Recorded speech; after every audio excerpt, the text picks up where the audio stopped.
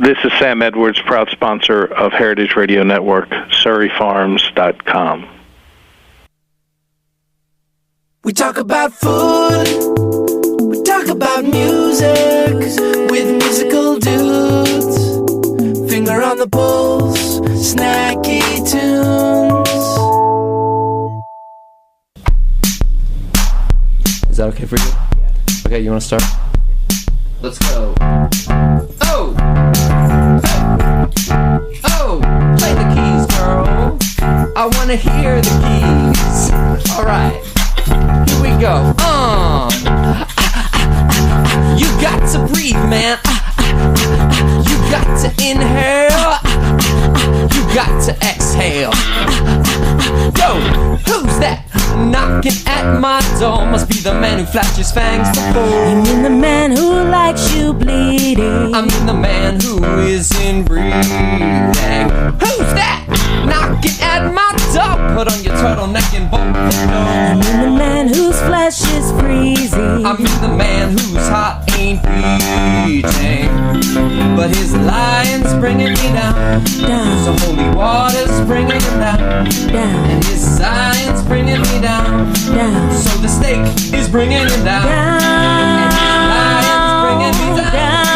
So the cross is bringing him down. And his lion's bringing me down. How do you kill the thing that loves you? Ooh. You got to breathe, man.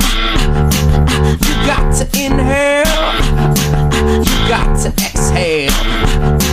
Yo, who's that sleeping in my bed? Must be the man who leaves the sheets stained red. The man for whom you're faded. I mean the man who can't be saved. Who's that sleeping in my bed? Must be the man that I just left for dead. The man that God created. I mean the man demons invaded. But his lion's bringing me down. So holy water's bringing him down. His science bringing me down. So the stake is bringing him down. And his lion's bringing me down. So the cross is bringing him down. But his lion's bringing me down. How do you kill the thing that loves you? I stay away, because away, that's the only safe place to stay. I run away, because away, that's the place where you run. Run, run, run away. This is the outro of this musical number, Snacky Tunes, February 2012. Who's that knocking at my door? Who's that knocking at my door? Who's that knocking at my door? Who's that knocking at my door? Who's that knocking at my door? Who's that knocking at my door? Who's that knocking at my door? Who's that knocking at my door? Who's that knocking at my door? Who's that knocking at my door? Who's that knocking at my door? Who's that knocking at my door? Who's that knocking at my door? Who's that knocking at my door? Who's that knocking at my door? Who's that knocking at my door? Thanks. The following program was sponsored by S. Wallace Edwards and Sons. Summertime is not the only time when barbecue is welcome. At S. Wallace Edwards and Sons, Sam Edwards has been working his magic on ribs, briskets, pit-cooked pulled pork, and much, much more. Add a few of their sides and the party is complete. Entertaining has never been so easy. To order, go to virginiatraditions.com. Woo! Woo! That is the lead track off the new Snacky Tunes. Well, technically the second track. Right, after the intro. Live, out tomorrow. You can download it for free on our website, fotpnyc.com.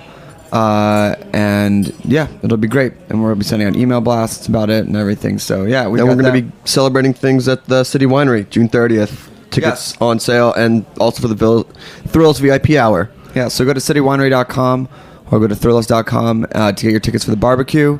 8 chefs, 3 bands. We'll be DJing. Can't wait. Be awesome.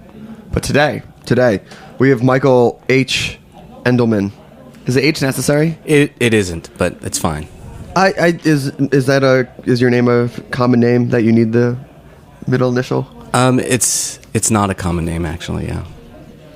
When I researched you, are you the same squash player that I found on my? Do you play squash? I am that same very, very mediocre squash player. Yeah. I play. We should play. Let's play. All right. Where do you play? City View. Nice, fancy. Out Lions. Well, I used to be a Printing House, and then Printing House got taken over by Equinox. Where do you play? Lincoln Center? No, New York Sports Club, Cobble Hill. Oh, okay. Nice courts? No. All right. We should save this for the squash hour. It's in there. Yeah, it's in there. So, Michael, you are the features editor at Food and Wine Magazine. What does that entail? What does that entail? I edit a lot of the things that are a little bit longer in the magazine. I edit profiles and essays and some travel stories. That's sort of my main beat. But I also, just help top edit all the lots of copy that comes in through the magazine, regular columns, and help package things and just shape the magazine's content. How much are you reading a week? How much am I reading? Yeah. Oh, I read a lot. I mean, I subscribe to basically every all the main magazines you could think of, newspapers.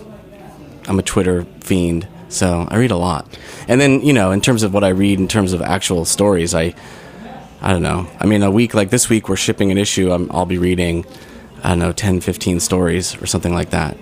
Some are long, some are 2,000-3,000 words or 2,000 words. Some are little, just 10-word little blurbs. But it's just part of the job. It just adds up. It does add up. How much do you retain? I retain a lot. I think that's one reason. I'm good. The editing thing, magazines, is good for me because I have a crazy memory for esoterica.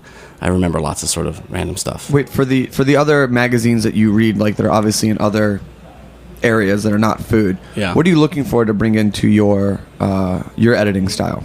I mean, when I read other magazines, I'm kind of looking for a couple things. I mean, this is. I'm just looking for writers. I want to know who the cool, interesting writers are, whether they're people I know of, who I want to hear what they're up to, or new people. So you're always looking for new writers. Want to give a shout out to a new writer that you've been enjoying? Or is that the problem is, the story that I most read recently that I loved is not a new writer, or he's a very famous writer. He's just amazing. Is David Gran, who writes for The New Yorker, who writes these crazy stories which take him like a year or 18 months to research and write. Let me ask you those things, because I was fan of The New Yorker growing up. When you get The New Yorker and it's like a quarter of The New Yorker is a story, and obviously how does that writer do it? A, and B, how do they live off of that? Because it's obviously all consuming. That's all they did. Because magazines, Food and Wine does do this that much, but a lot of magazines have just writers on sort of a contract. You get paid a certain amount a month to write for them, and you get your check every month, so you just live off that. But even if you only produce 1 or 2 stories a year,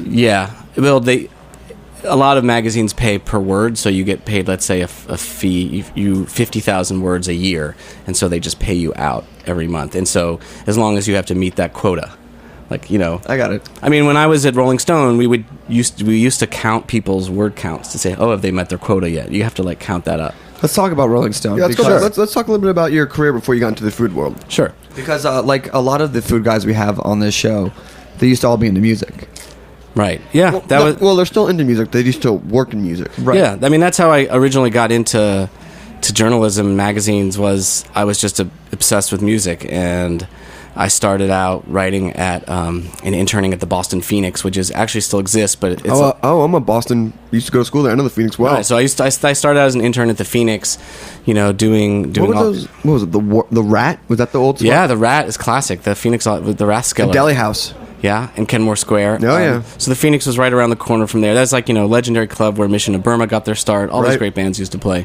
So I did that, and then I moved to New York and worked at a bunch of entertainment magazines, Entertainment Weekly and Spin and Rolling Stone. And, that's how I just originally got into journalism. I sort of, was a music fan first and then fell in love with magazines and writing and editing and what all magazines do. But then sort of, a year and a half ago, took kind of a left turn and went over to Food and Wine to become an editor. Did you see the job opening? I mean, it's one of those things, it's a big, I guess I take that back. having done this show now for a number of years, it's not that big of a stretch of imagination, but do they just see, like, he's a great editor, great writer, he obviously has a pedigree, and you just had to, like, how did that transition happen? Yeah, I mean, I think, I had to prove my sort of food bona fides, that I knew something, that I knew the difference between, Thomas Keller and Daniel Boulud, and that I could that I knew enough about cooking and how restaurants work and how recipes work, and enough about food to prove that I could just go in there. I mean, and I just basically did, because food, this whole time that I was working in other magazines, has just been my personal passion. It's what I do on the weekends. I'll spend a whole day making a seafood paella. I'll cook, a ton of David Tanis recipes. I love cookbooks. So I used to work in kitchens. And what kitchens did you work in? All bad catering kitchens in Boston, horrible kosher caterers. Give us a horror story. You don't have to name anybody. No, the worst was just the worst was the kosher caterer I worked for. That was just the food is reused over and over again. It's just put those egg rolls back in, and we'll heat them up for next weekend. Oh. Just that kind of stuff is just common. Oh. It's really demeaning, depressing work. But I don't know. Would you see people be like, "This food is amazing," and you're like, "Oh, it was made 3 weeks ago." Yeah, I don't know if anyone ever said this food is amazing. That didn't happen so much. But that was how I sort of helped pay my bills when I was a struggling freelance writer. In the late 90s, making 5 cents a word, writing live reviews for the Boston Phoenix. So, favorite Boston show? Favorite Boston show that you went to? Wow. I remember seeing a really early Eminem show, which was amazing, before his album came out, and I was very into hip hop then, and it was just amazing and powerful, and it was like, who is this person? Wow. So that's one that really stands out. That's pretty good. I would say it's pretty good. So you did catering on the side, you were writing on the side, and then and you also said you worked at one notable place though.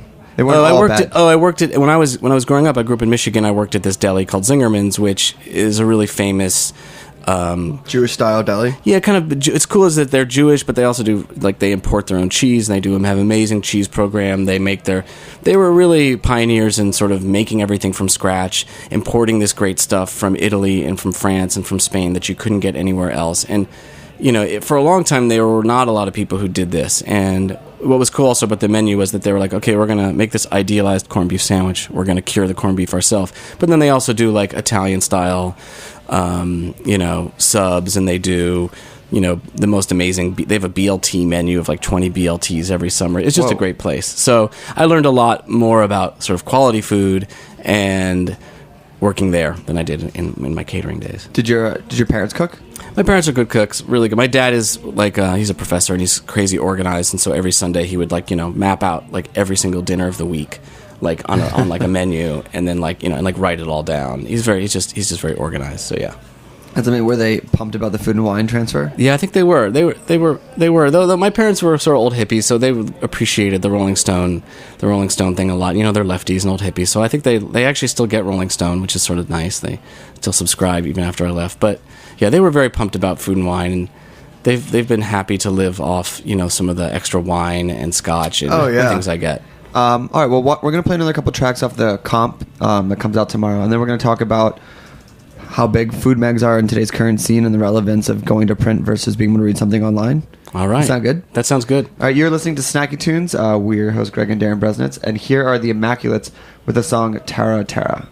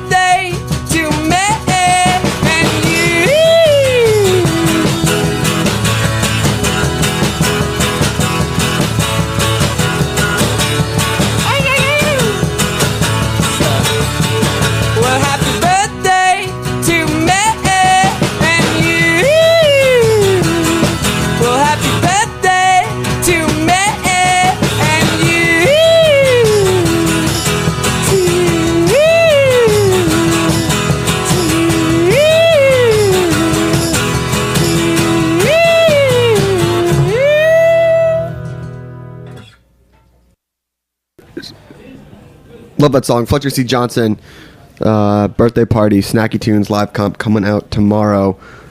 We are in studio with the wonderful Michael Endelman talking about food and wine and magazines, and he just let us know about his short stint at Zingerman's Deli. Did you get to take home any of the meats and cheeses? Did they give you what was staff lunch? I got a lot of meats and cheeses. Did you work the slicer at all? Did you get to make sandwiches? Yeah, I can work a slicer. Yeah. I mean, if this magazine thing all dies, if digital kills print, I can always go back to the deli. I think the three of us have all worked, because I used to work at a place called Dakota Pizza, and they would make their own turkeys and then cool them, and they'd have this giant layer of fat around them, and I would slice it and just be covered in turkey fat. Yeah. Congealed. The thing the smelliest part was actually the pickle barrels. I remember when you'd have to change out the pickle barrel when you got rid of all the pickles, and there was just no way to do it without just getting covered in pickle juice. And actually, I worked once in a pickle factory in Israel, and that is the absolute worst, because you just end up soaked in brine. I mean, you're just it's in the skin. You're pickled. You're just pickled. Can you eat pickles now? I still love pickles. Has that passed? So, before the show started, you were telling us how it's a pretty busy week for you because your September issue is getting kicked out the door, going to print. Right. It is June. I believe a lot of things will probably happen between now and September. Yeah. So, let's talk about where print magazines kind of sit and juxtapose against food blogs, and what the core strengths are of a food magazine versus something like an Eater or Grub Sure. Street. I mean, I kind of just feel like they have entirely different goals for the most part. Something like Eater, say, is just trying to keep you up to date with all of this kind of gossip and news about, national or low regional chefs, restaurants, what bars, what's going on in your city now, who said what's opening, what's closing, what's hot, what's not, all that. And they do an awesome job at that. Something that a food magazine does, like Food and Wine, is this more. It's trying to do lots of things. It's trying to inspire you to cook. It's trying to teach you about more in depth about cooking and how to cook. It's trying to teach you more long read profiles about chefs and winemakers. It's trying to it's like a different experience. It's this, reading a magazine is like this more luxurious experience where you sit down, hopefully, and you read it, you flip through it, you look at the photos. I mean, photos, food styling, all the recipe testing, all that stuff is a huge part of what we do. And so hopefully you're kind of it's more immersive in that way, whereas something that's online it's just more quick hit, and it's trying to interest you in the moment. This is something hopefully that inspires you both visually and kind of through the words to cook and to learn more about food and wine. And obviously with blogs, I don't even consider that setting time aside. I see it as something that happens, but when I sit down with a Food and Wine or any sort of magazine like that, it's dedicated time to read and to sort of intake that knowledge. Right. I think magazines are not going to be ever as popular as they were, but this whole idea that just because their food blogs are popular, food magazines can't be popular is just crazy. We do really different things. I don't think anyone's going to tell you that looking at Eater is a really great visual experience. They use pickup photos they get from wherever. Do you feel that food blogs are good for the food scene? Yeah, I think generally I do. I think that, I love, in the same way that Gawker kind of changed the media landscape in some way, or even that Pitchfork did for music journalism. I think it is sort of forcing people to try different things and to try to be more, to try to create an experience that feels really unique and different. We think really hard about, so this is a great story. We have a great narrative here, but what's it going to look like? What's this kind of this aesthetic? What's this vibe that we're going to create with the photos and stuff that's going to really be just going to really be beautiful and going to kind of get people excited? So we think a lot about trying to make this experience of reading a magazine really different than what people are experiencing, on their iPhone or on their computer at work. Is there a certain calmness in the office then? Do you know, versus I wish. Yeah? Do you know? But you know what I'm saying? The way that you say it's we sit, we have the finest scotch laid out in front of Norwegian locks, and we go. No, yeah. I wish we could say that we sit down and we crack open, verticals of DRC from Burgundy and sit and talk about the evolution of wine. But no, it's kind of crazy, just like any office is. But I do think, you asked so. We're shipping September now, and clearly it's June. But we don't actually. I mean, we're not a news magazine. If the Supreme Court strikes down Obamacare, like, it doesn't really matter whether about food and wine. If you're still going to want to shave truffles onto the end of your dish.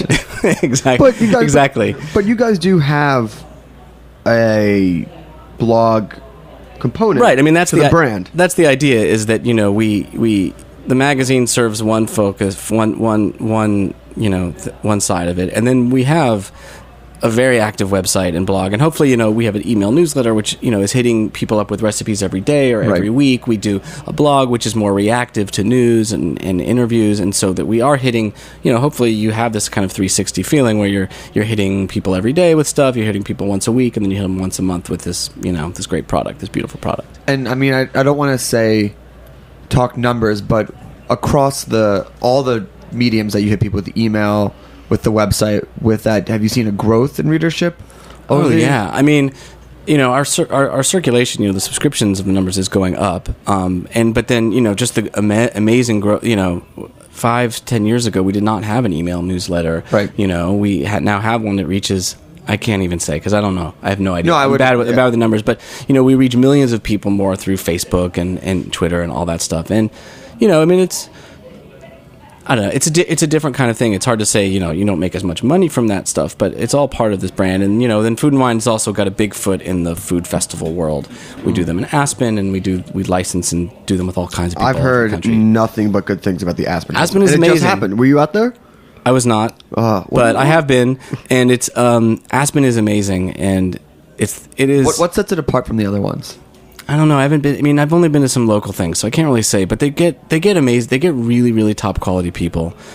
From Jacques Pepin to more Carlo from Roberta's was there last year. They get great people, and they have really high quality seminars. I mean, the people who go really are interested, let's say, in learning about wine. You can go to a Barolo seminar and do these tastings of Barolos with like David Lynch, who's this great sommelier out in San Francisco, who really knows not that David Lynch, but a different David Lynch, who really knows Italian wine, wrote a book on Italian wine, and so you can kind of get that experience. I think that's why people go, and that's what makes it awesome. Do you think that the different regions, like where it is, because it kind of maybe grabs the best of the East and the best of the West and kind of puts them in the middle of the country? I mean, Aspen is just kind of like, that's where people who like to live the fine life just go to hang out and party. Is there a difference between those people and then East Coast and West Coast people?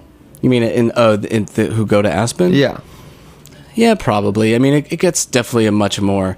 I mean, the crowds at Aspen Food and Wine are really different than the crowd you're going to see at Smorgasburg or Brooklyn Flea. I mean, South Beach. Or South Beach. It's really different. I think sometimes in like the kind of Brooklyn bubble, we forget that like a lot of the people who are driving this kind of interest in food are not like, are older and have people. That's the thing, is that they're these are people in their 40s and 50s who actually have a lot of money to spend on food and wine, and they're like part of what's like driving this whole. Oh no, it's not something that people should really forget. Like, I think food is hip only in the last 3 to 5 years, but the people who really float the whole scene is bankers and whatnot. I mean, and just people who have that kind of money to spend and care deeply about food. Just but they don't like fit into the like kind of Brooklyn demo. Okay, we're gonna play another song. Yeah, and then we're gonna talk about what makes a great food and wine story, and then best worst interviews in music and food, which I'm actually really curious about, and then maybe some other hard hitting questions, which is our total interview style. You're listening to Snacky Tunes. This is also off the upcoming comp. It's called Into the Sun by Static Jacks.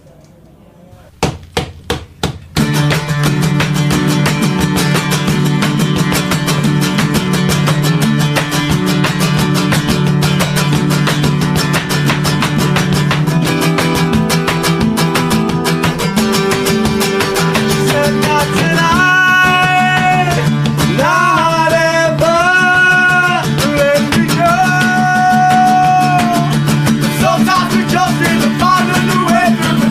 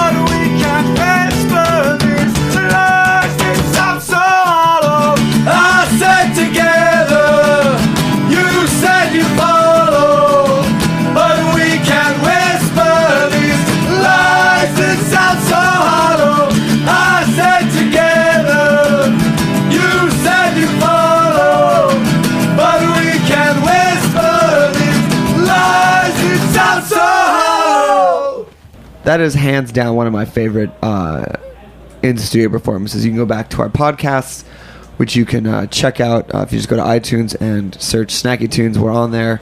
Static Jacks, so good. Really nice kids from Jersey. So, Michael, Yeah. what makes a great food and wine story? What makes a great food and wine story? Well, we are always trying to be sort of at the cutting edge. So we're always trying to find stories that are new and haven't been told before. We're also trying to always find people who or feel like they're just pushing forward in the world of food. We that's like one thing we're always driving to do is every month we'll give our readers something new that they haven't heard of that feels like it's a trend and it's going to be the next big thing. And so that's something that we're always really important with. And then there's that other visual element. We're just trying to find these stories that look cool, whether it's like a dynamic chef or just a beautiful restaurant or a beautiful home or some great setting. And then the last thing, which I think people talk about food magazines, they actually forget, is like we publish over 30 recipes a month, and that they all work and they're great. Right. Like we have like a staff of like 5-6 people whose jobs it is to test recipes, and like you'd be surprised when a chef of your favorite restaurant turns in a recipe, like it's not always very good. Like something doesn't translate from the restaurant kitchen to the home kitchen. I work a lot in television. It's the same thing. It's just what might work at a big level for a restaurant. Yeah, it just doesn't work. I mean, when you're cooking on a professional stove and you're cooking 100 at a time, sure, but when you have to like do it for a family of 4 or for 6 servings.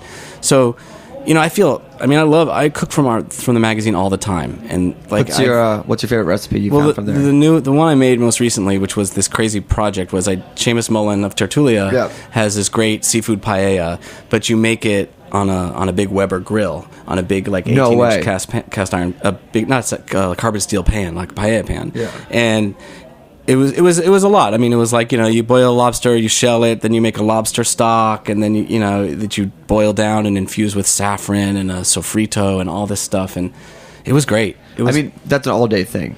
It actually wasn't so bad. It was like you gotta. I have kids, so I'm like, I got a crazy hyper organized. I think like, I'd like, 3 days before I make my stock, 2 days before I make my sofrito. Like I got it. Your dad is quietly nodding, being like, yes, that's right, son. Like I read that Thomas Keller ad hoc book, which is an amazing cookbook. It's amazing. So, and that one really instilled in me, like, it's all about, cooking is like half about like discipline, organization. And I'm not a great cooking anyways, but I'm a good home cook. And so I've been trying to like, learn lessons from the master Thomas, like, plan it all out, clean your workspace, keep everything like, spick and span. One of the favorite recipes I've ever got was Thomas Keller's roast chicken. Yeah, it's awesome. Which is just like, I only made it because I didn't believe him that it could be so simple. And I went, well done, Thomas. Yeah, you just like put it in the oven, close the door, crank it up, and don't touch it. And just like leave it alone. Yeah, leave it alone. Leave it alone. So we were just talking during the break that like how easy it is to kind of get a handle on chefs versus musicians. And I know that you've interviewed both over the years. So let's start with what are some of like the best interviews you've had for food and for music? Okay. I haven't done ton of food interviews to know, but I have done a lot. I did, a dozen years in the kind of music journalism trenches. And, I think I have a few worst interviews ever. And some of them they're musicians I love for the most part. They're just like, they were bad. I think the absolute worst was Timbaland. And this was sort of, I think, pre-Justin Timberlake when he was sort of more just hip-hop producer. Mm-hmm. And I think that he was in the studio when I was talking to him, and I would ask a question. And then, like, I think he put the phone down for a while. And, like, I could hear him talking to people and, like, mixing tracks. And then he'd pick it up again and he'd say, what? And then I'd ask a question, and he would go, like, uh-huh. And he would just sort of say, uh-huh. And then he would like put the phone down again. And I think I got more than like 4 or 5 syllables over 45 minutes. And so that was the absolute worst interview I think I've ever had. What magazine was it for? That was for Entertainment Weekly, and I don't even really remember the story. Right. I have no idea. What story? It was unusual. It seemed like you had a lot of questions. I had a lot of questions, and I really got never more than a few syllables. We asked him the questions. He's become a little more slick now, but like. In his early days, he was kind of infamous for the one-syllable answer. He got that media training. Yeah, I think he got that media. After that Timberlake album hit big, he got that media training. And someone was like, "Hey, man, you gotta if you're gonna be up there with Timbo, you gotta answer some questions." So what's one of your best music ones? I mean, sometimes some of the some of the best people are not like Wayne Coyne is classic. Everyone knows Wayne Coyne is just amazing interview. He'll answer any question. He'll also give you some crazy answer. He'll tell you all sorts of things you don't want to know about, but they're always entertaining. So Wayne Coyne is just sort of like what? I mean, he's just kooky and weird, and will talk about anything, and he'll tell you about all the drugs he's taken, and he's down. He'll also like tell you all about the people he doesn't like. He's totally happy to piss on people, which no one really likes to do anymore. Really? So he doesn't seem like the type of guy that pisses on people. He does. He does. He's kind of he has that. I can see guys got shit on and marginalized for a number of years. Do they have a big chip on his shoulder? No, I don't think so. I just think I think he's just real and opinionated. But I actually loved I spent a weekend with Lil Jon in Miami, in South Beach, like living with him for a weekend, doing a story for him. This is all aging me because these are all artists who are not popular anymore. But Lil Jon was big at one time. He had, that whole thing. Yeah. And it was more just like he let me into his life and he didn't care. I was there all weekend with him, like literally like just living with him and following him around to the club and drinking out of his crunk chalice and all this insane stuff and going to eat pizza with him and Ludacris at 4 a.m. and he was just down with it and he just opened up his life and he was very cool about it. Anything shocking there? No, I mean it was kind of like the cliche of a rapper in South Beach that you expect. I mean it was like no punches were pulled. No. I mean it was just exactly what you expect. He actually didn't. I think maybe the secret was that he didn't drink that much and party that hard in the end. Like he would go out to the club, but he wasn't. Yeah, we have a term for it called show partying. Yeah, he was definitely a show. I mean, he had a bodyguard who carried his crunk chalice for him in a silver case. So it was clearly a show. Right. Yeah. But sometimes he would just drink out of a sippy cup. Yeah. That's fine. And then so let's food, which we won't hold you to. We'll say this is where you started, and then 5 years from now we'll be like, oh my God. I haven't had any real horrible ones yet, so I can't really talk to that. You guys maybe know better than me. I mean, Tony Bourdain, of course, is great, but that's not a secret. The guy I loved was Paul Bortolotta, who runs this amazing he's from the Midwest, and he runs this amazing seafood restaurant in Vegas called Bortolotta, and it's like a recreation of a Venetian seafood palace. He flies in like millions of dollars of fish from Italy every single day. What? And he's an amazing chef, and he was one of those guys who literally sat down at the table and was like, "What do you want to know?" and talked for like 2 hours, and literally like would show me his receipts for the night. And he's like, he was willing to open up his books financially, which very few people really want to do, and is maybe not really something I needed for a story. But he was like one of these guys who was just like so open and opinionated and just like wanted to talk and share his story. And I thought he was awesome. So, as we kind of wrap this up, I wanted to know what advice you would like to give people who are kind of want to get into your world, considering the fact that you made the transition. It'd be one thing if you had been like always been a food writer and you just but you obviously built your own pedigree and then were able to have your own skills and disrupt. I was like, what would you recommend people start to do that's actually valuable versus what might be perceived as valuable? Right. I mean, I think my advice is like very old school. I mean, it's like the skills you build as a journalist, they should be translatable to no matter what you do. So like learning how to research and report and edit and write and interview, like it could be like Animal Collective, or it could be like Mario Batali. Like those skills are kind of the same, you have to bring those journalistic skills to the table no matter what you do. And so that's just basically it. Is like, when you're young, just write as much as you possibly can, even if it doesn't pay. Like you have to just write, and then you have to learn. Like you have to find people who are willing to teach you like what you're doing wrong. Right. I mean, like that was the thing. Is I was when I was young, it was just like every story was like torn apart and like, this is not good, you need to do it again. And doing it, in the sad way, writing is sort of like cooking in a restaurant. It's more of a craft than an art. I mean, at least in the beginning, like there's a craft to writing. It's like you have to do it over and over and over again to learn how to do it. The only way to learn how to do an interview is like you just got to do like 100 of them or 200 of them, and then you're like, oh, okay, now I think I know. Oh, I get it. I get the rhythm. Right, like you got I mean, every time you sit down to an interview, you're like thinking a million things at once. You have your list of questions, and then you got to think about how much time you have, and then you have to listen to them, but you also have to and so you want to respond to them, but you also have to get to all your questions. I mean, it's this crazy art of learning how to do it, and people who are great can kind of do all those things at once. And there's just have a twin brother. Or have a twin brother.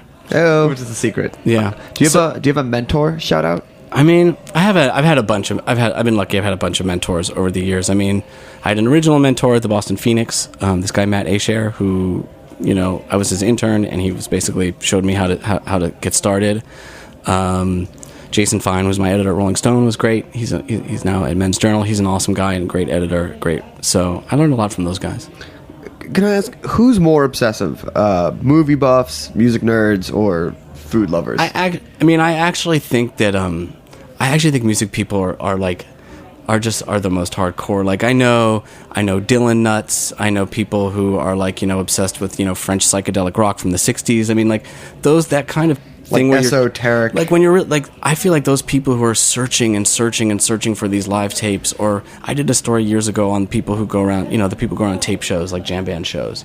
I mean, and they do this like every night of their life, and sometimes it's like they just love taping shows. And I felt like I haven't met that kind of obsession. Do you think they're all chasing this one moment that they're trying to lock in? I mean, that's the kind of irony of people who tape shows, is that they're trying to chase this like great show, but in a weird way, they're so worried about their gear that they're not actually listening to the shows until later. Right. I actually found them very sad, but. But no, there was that New York Times article a few years ago about these people who go to like Brighton Beach to find caviar or something like that, and just it seemed like to suck all the fun out of dinner parties. Right. And that obsessive nature, I feel that's sort of the same thing. And then I feel it goes beyond actually enjoying what it is, just bragging rights or something like that. Right. I mean, I have to say though, on the other hand, people who are crazy about wine might take the cake, because wine collectors are. I mean, not is the funny thing about wine. I mean, wine collectors have that added thing, is that they're really stinking rich usually. So like they have the money to pursue these insane dreams. Did you read that? I would say that. Hold on a second, but I would say over that you don't even consume what you're chasing. It just sits somewhere. No. Those guys who buy the big wine, they do those things where they'll go out with like 6 other big guys. If you buy 10, or they buy 10 cases of it, and so they put away 8.5 and drink. There was that great story in New York Magazine, I think, about the wine guy from AC who was creating fake bottles and things. Oh yeah, Rudy Kanawian, I think it's called. Yeah, who's in prison now. That's an amazing story. I mean, this guy. It shows how easy it was, but people want to believe that. They want to believe that. This and then after all that stuff, they want to believe that. And I love when they get to his house, and it was just like a giant empty house. Yeah, it was like a counterfeit plant with just bottles and labels. It's amazing. Yeah, I don't know. I just found like people who are obsessed with music and obsessed with like. There's a sort of like there's this intensity there where they're searching for some kind of experience or like some inner thing that somehow seems deeper than people who are just like, I don't know, on a barbecue tour of Alabama or something. Yeah, like if you go to the good place that is popular because it's good, it's not as, they'll go to some really terrible roadside shack, but because it was such a haul and destination, they go, right. Oh, it's so good and it's so amazing. And you're like, I don't know. Yeah. It's bragging rights. It gets a little tiresome after a while. Yeah. But I think we were talking like before that the food music journalism crossover. What's interesting is how accessible. So what's sort of fun about the food world now is that still in a lot of places chefs are super accessible. If you want to do a story about them, yeah. they'll let you come into their kitchen. They'll let you like follow them around for a week. Where in music, that kind of thing, everyone has like a publicist, and it's very hard. Try booking this show. I mean, and like not for anything, but like for bands that are like very new, where just like, hey, I'd like to do half an hour publicity. We'll give you 3 live songs, all that stuff. Like, yeah, I don't know. Yeah, it's funny. There's that ambivalence about press. But a young chef will be chefs want people to come to their restaurants. Please eat at my restaurant. Come on Monday. Yeah, I will shake your hand. Yeah, they're excited. They're excited to talk to you. They're excited to share what you're doing. And so there's something uplifting and fun about that, to just go to these people who want to share what they're like. I do this amazing thing. I want to share it with you. Not like, oh yeah, I guess I can give you a 10-minute phoner on Tuesday. Right. Yeah. Can you call? I'm going to be in Sydney, so can you call me? It'll be 3 a.m. your time. Yeah. I don't know who it is. I mean, Animal Collective, for instance, are like those guys hate doing interviews, and they're miserable, and like they're the worst interview ever. And it's like, oh, it's so depressing to have to try to do a story with someone who doesn't want to talk to you. No, but you have to because the public demands it. Right, because the public demands it. Final question. Yeah. Dream story. Dreams. Food. Okay, dream food story. Yeah. You can do it for bragging rights. Don't feel that you. I mean, like, so this is supposed to be a story that I know exists and that I want to do. Yeah. Oh, that's interesting. I think it would be, what would be really cool is I would want to would want to kind of like try to get inside a chef, someone who's hyper creative, like a Thomas Keller or a Grant Achatz or something, and try to really understand, like, through spending time with them in the kitchen, like, how do you get inspired to create like this one dish, and almost to the point, like to point of like real nerdy, like, why is this little cube of like hibiscus jelly here and not here? Like, why? How do you figure out like what? And, like, this is not. I don't know if this is a story that anyone wants to read, but I think I would be fascinated with sort of like how do you decide that, like, to do this exact thing and to put everything in this exact order, and where does that all come from? And to sort of like try to understand those layers of meaning and understanding, like, Thomas Keller could tell you, well, when I worked at this restaurant in France, he did this thing with mackerel, which I always loved, and so then when I see mackerel, I think of this, and I kind of like how those like years of experience and decades of experience kind of translate into creating something new.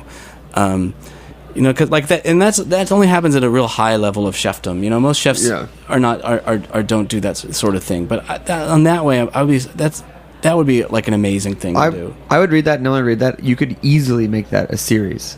Sure. With a great photo and then how it's deconstructed. But it's amazing how you could do that in 1,000 words or 10,000 words. Yeah, I mean, you could go really deep. I mean, you could go really, really deep. I don't think 10,000 words. 1,000 words would be good. 20,000 words. I don't want to read a whole article of Food and Wine dedicated to one dish. Yes, that'd actually be kind of amazing. A single dish issue would be amazing. That would actually be where it's sourced and the people behind that's actually pretty amazing. Hey, maybe I'll take that back to the office. It's pretty good. You're welcome. I'll let you guys know. Yeah. Michael, we want to thank you for being on the show, guys. Thank you very much. This was awesome. You want to give us the nuts and bolts of people? Can people write you? No, you can say I don't know. Foodandwine.com. I'm on Twitter at Michael Endelman. That's good. And that's good I'm an addict. So if you tweet at me, then I will receive and I will respond. Is that how it's just set up a squash game? Yeah. Well, you also have my email, but yes, he didn't just show up. Also, if you are like a decent 3.0, 3.5 player, I'm down. I'm around 3.0, 3.5. On a good day, I'm a 4.0. Okay, and I'm definitely not a 4.0. And if I haven't, it's the first weekend. Like after the weekend is always the right. Also, great. If there's anyone listening who's into squash, I'm really always looking for partners. Yeah, let's do this. That could be someone's entry point.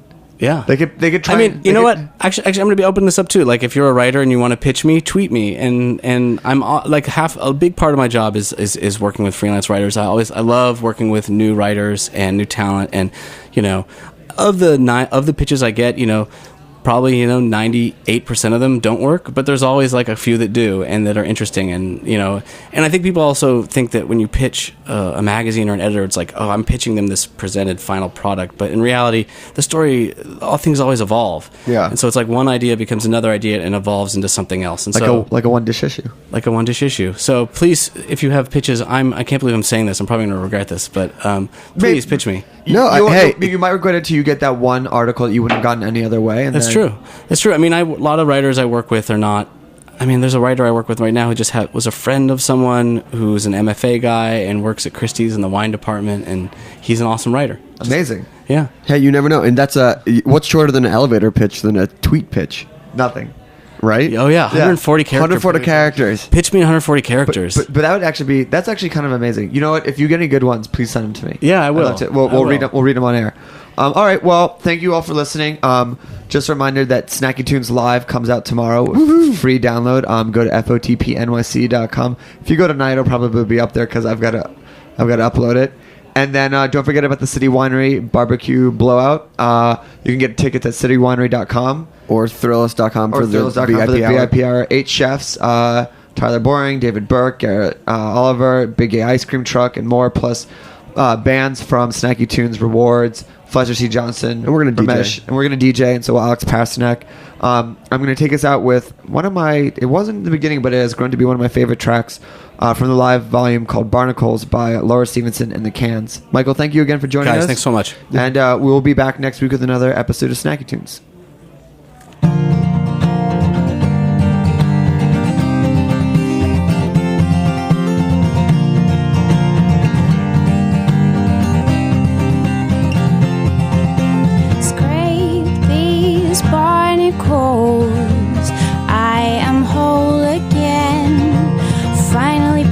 fight, or whatever that means. Put your back in it. They laid their roots deep within the pain. Free me from their teeth. Oh, but don't cut too deep. Scrape these barnacles. I am utterly yours. Take my lack of control and swallow it whole. Take my excuses to leave over your bony knees and scrub the sweat away. Make me clean, please. Pull the bad dreams out of me.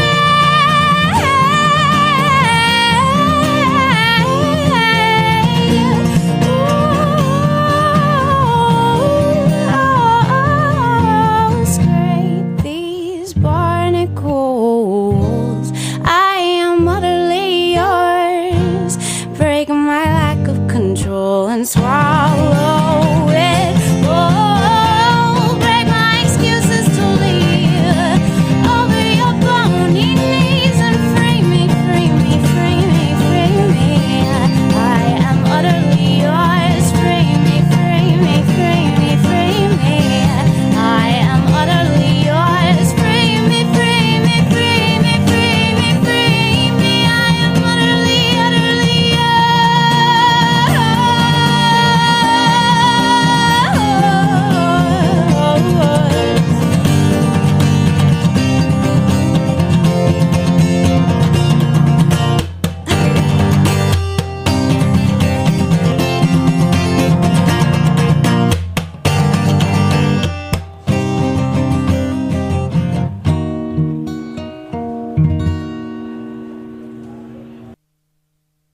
Thanks for listening to this program on the Heritage Radio Network. You can find all of our archived programs on heritageradionetwork.com, as well as a schedule of upcoming live shows. You can also podcast all of our programs on iTunes by searching Heritage Radio Network in the iTunes Store. You can find us on Facebook and follow us on Twitter for up-to-date news and information. Thanks for listening.